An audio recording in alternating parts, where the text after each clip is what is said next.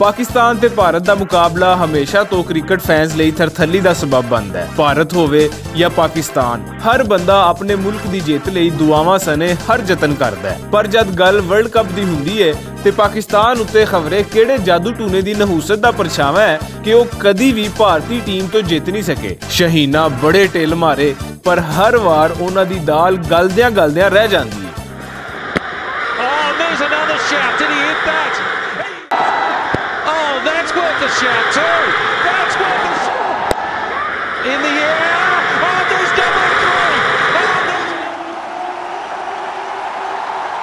T20 विच होने वाले मुकाबले विच एक बारी फिर उम्मीदां दे दीवे बल रहे हैं। बाबर आजम 11, कोहली 11 दा मक्कू ठप के हिंदुस्तानी जादू दा तोड़ जरूर करेगी। इस सिलसिले विच मुंडियां तैयारी भी बड़ी कीती है, पर पता उदों ही लगेगा जद जवान मैदान अंदर हत्थां च हत्थ पा के भिड़नगे।